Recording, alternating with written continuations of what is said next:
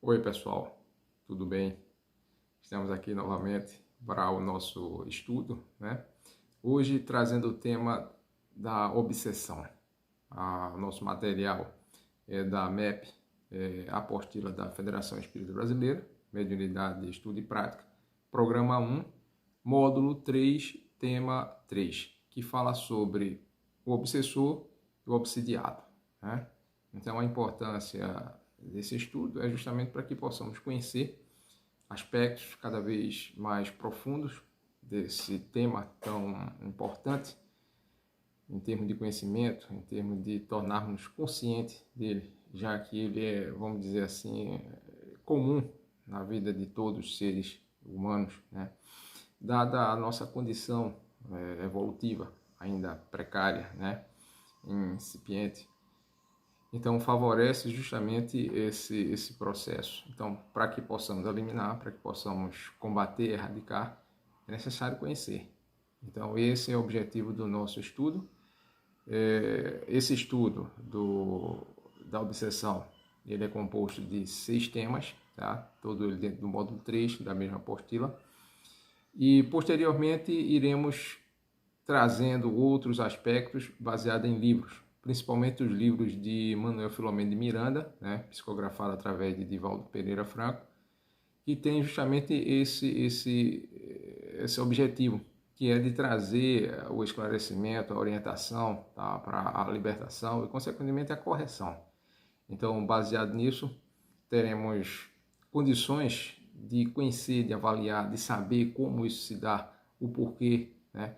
E, mais importante, de como combater e eliminar. Certo? A gente vai ver de quem são a causa, de quem são as responsabilidades na verdade. A gente vai chegar à conclusão de que não somos vítimas, mas na verdade somos todos algozes, dadas as nossas práticas, às vezes erradas e inadequadas, né? Então, muitas vezes acabamos por conquistar inimigos, ok? Então, esse estudo visa justamente essa correção, né? Para que possamos eliminar de uma vez por todas toda essa dificuldade. Então, dando início, né, na nossa apostila, o obsessor e o obsidiado. Para a perfeita compreensão dos mecanismos da obsessão, com vistas à assistência desobsessiva, importa identificar quem é o obsessor e o obsidiado, bem como os vínculos que os unem. Então, o obsessor. O obsessor é o que busca influenciar mentalmente o obsidiado, com a expectativa de dominar a razão e os atos. Normalmente, considera-se obsessor uma alma cruel, que pratica o mal por puro prazer. A verdade nem sempre é esta. Pela impossibilidade de comunicar a realidade em que se estaciona, o desencarnado sofre, às vezes, injustamente a acusação de perseguidor, quando, no cerne de toda problemática, pode ele ser a vítima que busca, pela vingança, reparação do mal que lhe foi causado. Definindo o obsessor, na obra Obsessão e Desobsessão, assim se expressa Sueli Caldas Schubert. Não é um estranho a nós, pelo contrário, é alguém que privou de nossa convivência, de nossa intimidade, por vezes com estreitos laços afetivos. É alguém, talvez, a quem amamos outrora, ou um ser desesperado pelas crueldades que recebeu de nós, nesse passado albumbroso que a bênção da reencarnação cobriu com os véus do esquecimento quase completo em nosso próprio benefício. O obsessor é o irmão a quem os sofrimentos e desenganos desequilibraram, certamente com a nossa participação. Então, por aí a gente começa a ver que não somos apenas vítimas, né? Somos algozes, na maioria das vezes. E como nós sabemos, nós, principalmente os espíritas, a reencarnação é um fato, né? Já foi provado, comprovado, não há como negar, é uma coisa da qual há inúmeras evidências, certo? E o próprio Allan Kardec colocou isso muito bem exposto, certo? Fatos, argumentos incontestáveis, provando, né, que não poderia ser de outra forma.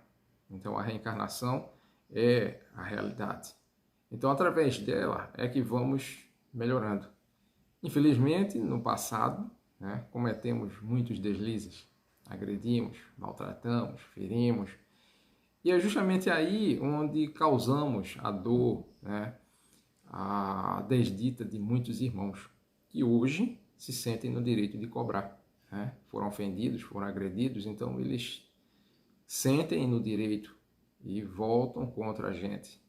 Então por aí a gente vê que não somos simplesmente vítimas, tá? Mas fomos os causadores. Por isso a nossa responsabilidade de corrigir, de extinguir esse mal que foi iniciado por nós mesmos. O espírito que hoje importuna e persegue foi, portanto, alguém que sofreu de forma drástica, desequilibrando-se na dor e que retorna do passado em estado doentio, por culpa direta ou indireta do obsidiado. Analisando a posição do obsessor, afirma Emmanuel pela psicografia de Francisco Cândido Xavier. Obsessor, em sinonímia correta, quer dizer aquele que importuna. E aquele que importuna é, quase sempre, alguém que nos participou a convivência profunda no caminho do erro, a voltar-se contra nós quando estejamos procurando a retificação necessária. No procedimento de semelhante criatura, a antipatia com que nos segue é semelhante ao vinho do aplauso convertido no vinagre da crítica. Daí a necessidade de paciência constante para que lhe regenerem as atitudes. Bom, isso aí fica bem claro para a gente. Se fomos os causadores, né, dessa situação, então precisamos também trabalhar para que esse mal possa ser retificado, corrigido, né? Precisamos voltar um pouco, precisamos ter paciência, precisamos ter a hombridade para que possamos agora corrigir todo o mal que um dia fizemos contra alguém e que esse alguém agora se acha no direito de cobrar. E as leis divinas permitem que isso aconteça, não por maldade, mas justamente para que possamos, cada um, arcar com as consequências de seus próprios erros. E assim podemos corrigir e termos condições de avançar cada vez mais, né? Então, se um dia nós ferimos, machucamos, então agora, por dever, temos que ajudar aqueles a quem derrubamos um dia e que agora batem à nossa porta. Obsessores visíveis e invisíveis são nossas próprias obras, espinheiros plantados por nossas mãos. Tá aí a explicação do nosso irmão Emmanuel. Assim, o obsessor pode ter sido vítima de crueldades sofridas em vidas passadas, ou é o familiar ou amigo abandonado, prejudicado ou traído. A responsabilidade pelos cometimentos se impõe ao obsidiado, que, em um e outro caso, é o causador do sofrimento de outrem, né? Então, não há como negar, certo? Nós sabemos, pela reencarnação, que um dia estivemos aqui novamente, tivemos contato com inúmeras pessoas, às vezes de forma bem próxima, e muitas vezes nessa aproximação é onde cometemos os nossos excessos, nossos deslizes, e acabamos por ferir, por magoar, às vezes graves, seriamente, né? Não foram coisas leves, foram coisas pesadas, de muita dor, de muito sofrimento que nós infligimos ao nosso irmão. Então, é nada mais justo que agora a gente também participe no processo de auxílio, de soerguimento dessa criatura. É imperioso, pois, desqualificar o obsessor da posição de ofensor sem remédio para vê-lo na condição de alma necessitada de orientação, encaminhamento, amor e educação. Nesse sentido, acusar o desencarnado de ser uma pessoa indigna é falta de caridade, já que ambos, obsessor e obsidiado, são enfermos intimamente envolvidos numa trama de mágoas e ausência de perdão. Contudo, há espíritos que procuram prejudicar outrem por inveja, ciúme ou algo semelhante. Outros porque se mantêm contrariados contra a expansão de certas ideias ou princípios com as quais não guardam sintonia. O fanatismo ou intransigência religiosa, assim como os diferentes tipos de preconceitos, são outras tantas causas da obsessão. As entidades obsessivas estabelecem influência negativa, que pode ser neutralizada pela vontade firme do encarnado em se manter sintonizado com Jesus e com os espíritos superiores. A propósito, esclarece Allan Kardec. Há espíritos obsessores sem maldade, que até mesmo são bons, mas dominados pelo orgulho do falso saber. Têm suas ideias, seus sistemas sobre as ciências, a economia social, a moral, a religião, a filosofia, e querem fazer que suas opiniões prevaleçam. Por isso, procuram médiuns bastante crédulos para os aceitar de olhos fechados e que lhes fascinam, a fim de os impedir de discernirem o verdadeiro do falso, são os mais perigosos, já que os sofismas nada lhes custam. Então, é uma outra condição. Tá? Aqui já é um pouco diferente, lógico, é evidente. Aqui não tivemos tanta culpa. Mas, de qualquer forma, ainda temos responsabilidade. Ok? Porque uma vez que a nossa forma de pensar, de agir, né, aquilo que somos verdadeiramente, o nosso íntimo, favorece justamente a aproximação desses irmãos, né? O processo de influenciação. Nós nos deixamos pela forma como a gente pensa, naquilo que a gente acredita. Então, muitas vezes somos induzidos, levados ao erro, justamente por darmos, vamos dizer assim, a brecha, né? A porta de entrada para que eles possam exercer aquilo ali. Então, muitas vezes, o orgulho, a vaidade, o egoísmo, né? A presunção, o de nos acharmos superiores, tá? De nos acharmos senhores, né, do conhecimento. Então, tudo isso favorece a aproximação de irmãos, muitas vezes que nem nos conheciam anteriormente, mas que carregam, né, essa falha moral, esse desejo de impor aquilo que eles acham que sabem, né, criam seus próprios sistemas, essa palavra dita sempre por Allan Kardec, e querem agora fazer adeptos, né? Então, quando encontra alguém que acredita facilmente, às vezes em coisas verdadeiramente absurdas, então eles agora encontram brecha, né, para influenciação. Então acabam por criar pensamentos, por muitas vezes, absurdos. Coisas que, quando a gente... um simples olhar e a gente já identifica ali coisa completamente fora, né, da realidade. Então, o que é que pode combater isso? É principalmente o estudo, o conhecimento. Tá? Por isso que é sempre cobrado, é sempre incentivado justamente a busca desse conhecimento. E aonde é que vamos buscar? Também não podemos buscar qualquer fonte, é preciso fontes sérias, corretas. Né? E dentro do Espiritismo nós temos o Pentateuco kardeciano, né? O Livro dos Espíritos, o Livro dos Médiuns, o Evangelho segundo o Espiritismo, temos o livro O Céu e o Inferno, né? e a Gênese, né? Então, dentro desses livros, desse Pentateuco, então temos a base segura daquilo que podemos e devemos acreditar verdadeiramente, ok?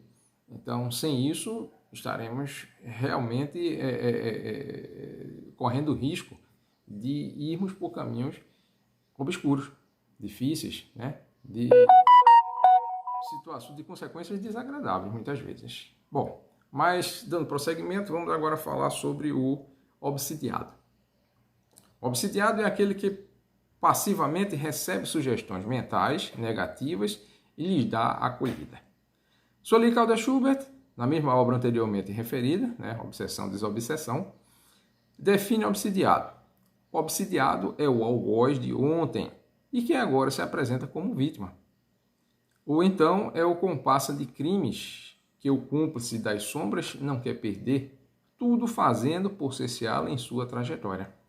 Então começa a nos mostrar que existem inúmeras situações que foram criadas, vivenciadas por nós no passado, ou a gente agrediu, ou a gente feriu, ou a gente machucou alguém seriamente, ou então, como ele cita aqui agora, ela cita, fomos cúmplices, né, de tramas macabras, pesadas, dolorosas, que prejudicaram a outras e outras pessoas, vítimas dos nossos atos, vítimas das nossas inferioridades.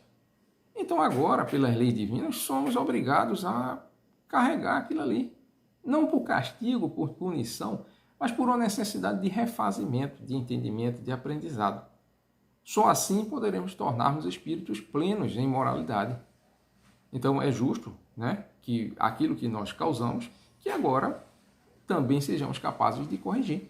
E para isso é preciso que tenhamos o entendimento, ou seja, é o despertar das nossas consciências. Então não somos bonzinhos, né? Somos espíritos em processo de evolução. Temos compromissos, responsabilidades e graças à infinita misericórdia de Deus, recebemos inúmeras chances, reencarnações, né? Oportunidades, o apoio, o amparo de inúmeros irmãos maiores que cuidam, velam pela nossa integridade, pelo nosso refazimento, para que possamos ir nos preparando para novos aprendizados e avanço, consequentemente, porque essa é a nossa destinação, né? É aprender, principalmente o amor, é o sentimento maior que tem que estar dentro de cada um da gente. Então erramos e agora precisamos reparar, corrigir para nos melhorarmos. O enfermo espiritual de agora foi, em muitos casos, o responsável pelo descaminhamento de outrem. A obsessão é como se for o passado que retorna,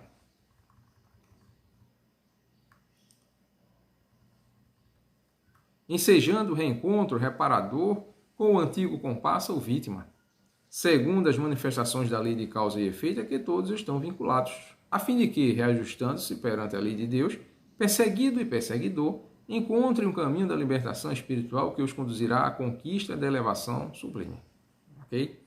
Então, pelas leis de causa e efeito, como está aqui, então vamos nos reencontrar novamente com aqueles com os quais erramos, né? Ou ofendemos, ou agredimos, ou participamos juntos, ofendendo a outros, ok? Então é da lei que esse reencontro se dê, para que tudo vá sendo reajustado, seguindo fielmente o cumprimento das leis divinas, e assim todos sendo beneficiados, né?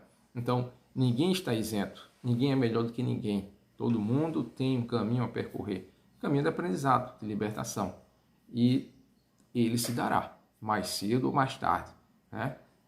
Então, mesmo hoje, vivenciando, vamos dizer, situações de equilíbrio, no futuro, né? Pode ser um futuro breve, um futuro longo, com certeza encontraremos situações um pouco mais difíceis, né? Por conta justamente do nosso passado, dos erros. Está lá no Evangelho, capítulo 5, causas das aflições, certo? Causas atuais, causas anteriores. Porque na nossa condição ainda precária de evolução, o erro é comum, ok? Por mais que não queiramos, certo? Iremos errar. Mas é justamente essa característica que faz com que a gente cresça, evolua, errando, reconhecendo esse erro e trabalhando para a sua reparação. Mas para isso é preciso o quê? O conhecimento, o esclarecimento. E é justamente isso que trabalham os espíritos superiores, né? Tendo por égide nosso Senhor Jesus Cristo, que nos traz justamente essa oportunidade, todo esse aprendizado, toda essa renovação. Por isso que às vezes é necessária a dor, certo? Para que a gente possa aprender, para que a gente possa se tornar mais sensíveis, né? Para que a gente possa parar, observar, analisar e podermos ver até que ponto nós temos culpa naquilo ali, né? E aí, refazendo, melhorando a nossa condição, vamos pouco a pouco nos elevando, deixando para trás toda aquela situação precária na qual vivenciamos. Então, é possível, todavia, com esforço e vontade firme, transformar inimigos em amigos, né? Pois a reencarnação nem sempre é sucesso expiatório, como nem toda luta no campo físico expressa punição. Ensina Emmanuel com sabedoria.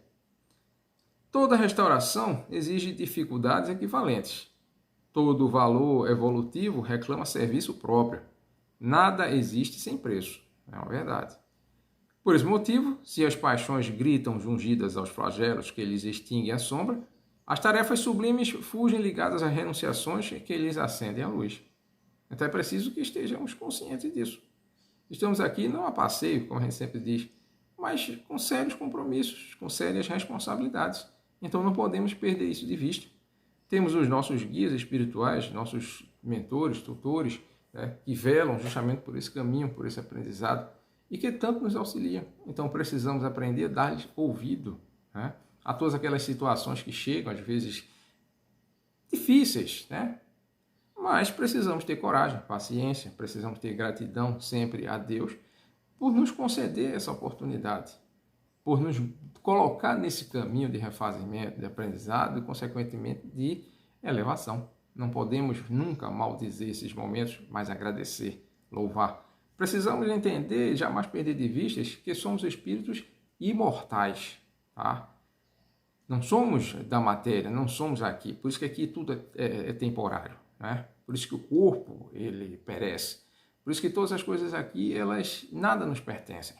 Então, o que é nosso é justamente aquilo que se refere à moralidade, ao espírito, né? Então, isso realmente é nosso. Então, é por isso que nós precisamos nos dedicar a isso, tá? Não à posse, não aos títulos, não às coisas efêmeras, passageiras, com as quais muitas e muitas vezes a gente se agarra, se apega com tanta força, né? Dificultando a nós mesmos quando a gente chega o momento da gente partir, deixar isso aqui que é temporário. Então, ninguém vai ficar aqui eternamente, ok? Embora esse vai e volta frequentemente, mas obedecendo a propósitos superiores de renovação, de crescimento, justamente para essa libertação. Está lá o dizer de Jesus: conhecereis a verdade e ela vos libertará. Libertará das ilusões, né? Dessas amarras às coisas materiais, fugidias, aos prazeres mundanos, às festas, às glórias, aos títulos, né? Porque o que interessa são as ações, é aquilo do qual somos capazes de fazer verdadeiramente em benefício do próximo, ok? Não buscando méritos, glorificações, exaltações, não, mas a renovação do sentimento.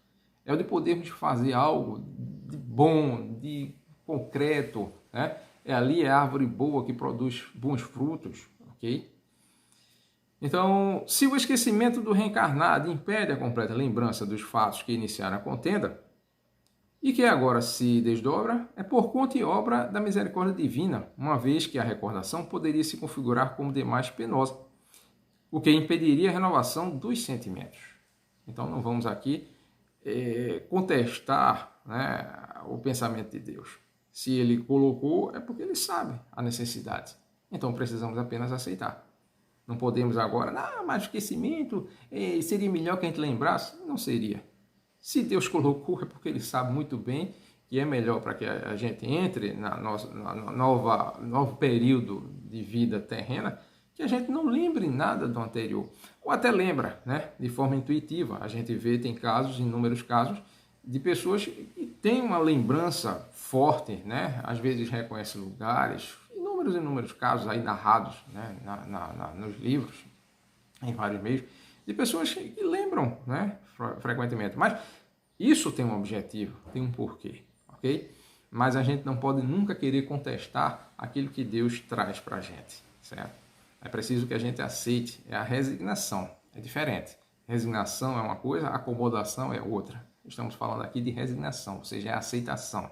É procurarmos termos de entendimento, mesmo quando a gente não consegue enxergar completamente o objetivo, mas a gente aceitar, né? Saber que aquilo ali foi feito por aquele ser criador, não só da Terra, mas de todo o universo. Por aí a gente tem a noção, né? Pequenina que seja, por menos que a gente possa enxergar Deus, mas basta olhar em nossa volta, olhar para o céu, lá para o alto, né? E ver ali a imensidão desse universo. Pega um livro de ciência, a gente começa a ver. Então, quem poderia fazer se não um ser altamente conhecedor de toda essa realidade? Basta que a gente veja um pouquinho da física, da química, né? Para a gente ver a grandeza desse ser. Então, vamos baixar um pouquinho a nossa bola e aceitar. Apenas trabalhar e fazer aquilo que nos compete fazer, certo? Então, vamos ver aqui. Lembrar nem sempre é salutar, como assinala a respeito o orientador Emmanuel. Examinando o esquecimento temporário do pretérito no campo físico, importa considerar cada existência por estágio de serviço em que a alma readquire no mundo o aprendizado que lhe compete. E isso, na essência, é o que verdadeiramente acontece, porque, pouco a pouco, o espírito reencarnado retoma a herança de si mesmo, na estrutura psicológica do destino, né? Reavendo o patrimônio das realizações e das dívidas que acumulou, a se lhe regravarem no ser em forma de tendências inatas e reencontrando as pessoas e as circunstâncias, as simpatias e as aversões, as vantagens e as dificuldades com as quais se acha afinizado ou comprometido, né? Então é interessante. A gente reencarna dentro daquele meio do qual a gente precisa, dentro do processo evolutivo. Então a gente reencontra muitas vezes seres amados ou seres que a gente tem alguma pendência, alguma dívida, alguma rusga, né? Algum desentendimento. Mas tudo isso visando o quê? A continuação do nosso crescimento, né? A correção de falhas, de deslizes cometidos, né? Nosso ou de outrem, certo? Mas que estamos entrelaçados. Então, tudo isso é um encadeamento, certo? São as oportunidades de crescimento, de progresso que cada um de nós tem, né? Ninguém fica esquecido, ninguém fica à parte, e nem por isso ninguém está abandonado. Nós temos de antemão um guia espiritual, né? Um mentor, esse amigo, um irmão muito competente que nos guia, nos conduz, certo? E, além disso, temos em nossa volta inúmeros irmãos encarnados ou desencarnados que também nos auxiliam nesse processo. Então, por isso é que a gente jamais pode reclamar de Deus. Devemos sim agradecer constantemente. Se a gente for observar realmente, a gente vai ver quantas oportunidades surgem constantemente para que possa nos fazer caminhar, né? Amparo em situações difíceis que surgem. Muitas vezes a gente acha, tem aquela sensação de que fomos esquecidos, mas ninguém está esquecido, né? Estamos sempre sendo auxiliados. Ideias que surgem, aquele está lá, rapaz, como eu não tinha pensado isso antes. Claro, aquilo não é seu, aquilo foi trazido, né, por um irmão que preocupa-se com você e que quer lhe ajudar, né? E foi autorizado, foi consentido que naquele momento fizesse isso. Agora, é lógico que ele não vai fazer isso todo tempo, porque senão a gente se acomoda, né? A gente vai achar que, o guia vai fazer, vai resolver por mim. Não, e a minha parte? Tem que ser feito. Então eu preciso raciocinar, preciso usar o meu cérebro, né? Meu pensamento, preciso me esforçar para adquirir o conhecimento, os sentimentos nobres, puros, que me favoreçam esse aprendizado. Temos um amparo? Temos, mas também temos as obrigações que precisamos cumprir. Então não podemos querer que todas as vezes sejamos carregados nos braços, né? Precisamos trilhar o caminho com as nossas perninhas. Ódios, amores desequilibrados, vícios, desvios da rota evolutiva poderiam ser revividos e repetidos, retirando o mérito do esforço da autotransformação. Mas, pela reflexão do que se sofre, pode-se avaliar o que foi realizado e replanejar o futuro. Com o reconhecimento de que há necessidade de reparação, o obsidiado esforça-se para buscar o perdão e a perdoar-se, conforme as circunstâncias, buscando na compreensão, na renúncia e na reforma interior, a força necessária para fornecer o bom exemplo ao perseguidor que, tocado no âmago do ser, igualmente se transforma para melhor. Então ele começa a mostrar aí a forma como nós temos de poder mudar essa realidade. Então ela não está na transformação do outro, mas principalmente na nossa transformação. Porque a nossa transformação é que vai servir de exemplo para aquele que está ali do nosso lado, cobrando uma coisa que ele acha que é de direito, né? Então é o trabalho no bem. Por isso que Jesus sempre nos trouxe essa afirmativa: fora da caridade não há salvação, certo? Então é justamente isso que precisamos entender, o porquê, tá? Não é porque alguém está ali do lado anotando um caderninho, ponto positivo, mais um ponto para você, depois você vai receber o seu bônus. Não, é uma soma, é um crescimento, né? É uma transformação interior. Então toda essa transformação favorece, nos defende, protege, nos tornando melhores. Aquelas brechas que a gente falou anteriormente, elas vão sendo fechadas. À medida que a gente se fortalece, que a gente se determina em seguir por aquele caminho certo, então a gente agora está estruturado, firme, né? Então nada nos abala. Quando a gente quer uma coisa, seja ela qual for, que a gente se determina e ninguém muda a nossa opinião, né? Então é mais ou menos aí, é o mesmo princípio. Só que agora estruturado no bem, naquilo que é certo, nos valores superiores, de acordo com as leis divinas. Então a gente tem certeza de que ali a gente está fazendo, mas não está prejudicando a ninguém, muito pelo contrário. Estamos criando condições de auxiliar a nós e a quem estiver próximo, né? Então essa é a luta. A luta é conosco, certo? A luta é de transformação interior. Por isso que é uma das coisas que mais se bate dentro da doutrina espírita é a reforma íntima. É jogar fora todos aqueles sentimentos inferiores que não prestam, que não servem, que só dificultam.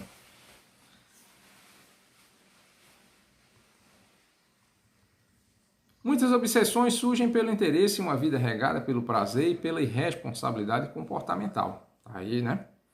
Assim, é preciso tato para saber interferir no conluio estabelecido entre encarnado e desencarnado sem lhes violar o livre-arbítrio.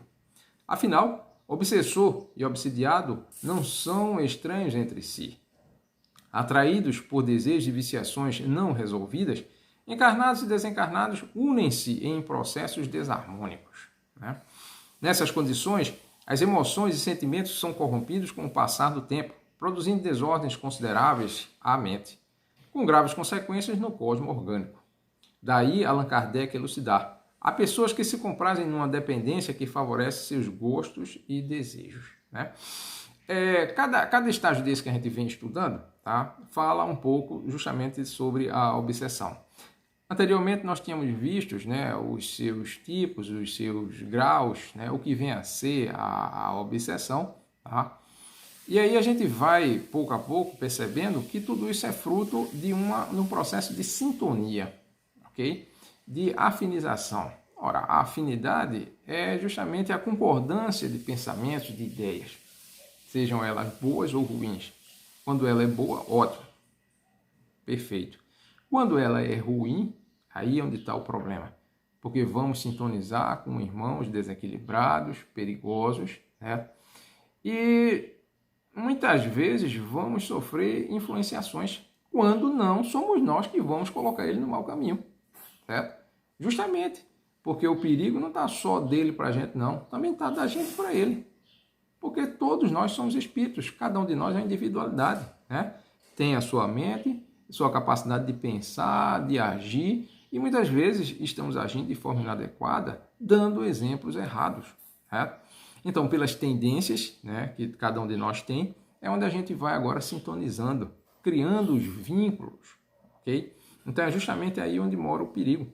Quando essa sintonia é estabelecida de uma forma precária, inferior, é aí quando começa justamente a queda e que a gente precisa estar alerta para que isso não se dê. Precisamos elevar nosso padrão comportamental, nosso padrão de pensamentos, nossas ideias. Não podemos pensar de forma mundana, né, nos prazeres apenas da carne. Precisamos pensar como espíritos imortais, espíritos que vamos nos tornar plenos por força das leis de Deus. Fomos criados para isso. Fomos criados simples e ignorantes, porém perfectíveis. E temos, assim, um ponto de chegar. Vemos, assim, que as paixões humanas inferiores são os condicionantes de processos mentais mórbidos. Obsessor e obsidiado são, na verdade, enfermos da alma em busca do seu erguimento espiritual. Guardam fraquezas emocionais e psíquicas que lhes impedem reconhecer a ilusão em que se encontram. Com o tempo, trabalho, estudo, esforço, aprenderão a se libertar dessa prisão espiritual em que ora se encontram. Bom, então está aqui principalmente a receita, né? O tempo, certo? Que precisa ser bem utilizado. O trabalho, que precisa ser um trabalho construtivo, um trabalho no bem, um trabalho de edificação. O estudo, para que a gente possa saber justamente utilizar tanto o tempo quanto o trabalho, porque se a gente não tiver orientação, é tudo perdido, certo?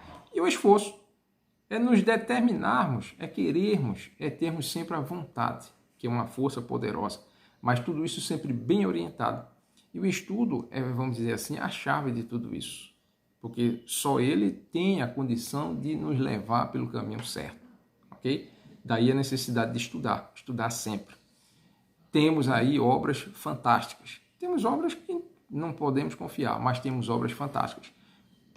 Uma delas são as obras de Allan Kardec, sérias, certo? E que nos conduzirão justamente à nossa plenitude, se for estudada, bem compreendida e vivenciada. Porque não basta apenas conhecer, tem que ser aplicada, certo? Então, meus irmãos, por aqui vamos ficando, né? Desejo a todos vocês muita paz, muita luz e vamos sempre dar continuidade a esse estudo, certo? Como falamos, o nosso objetivo é justamente levarmos adiante o estudo da obsessão, para que possamos realmente crescer juntos. Muita paz e que Jesus nos abençoe a todos.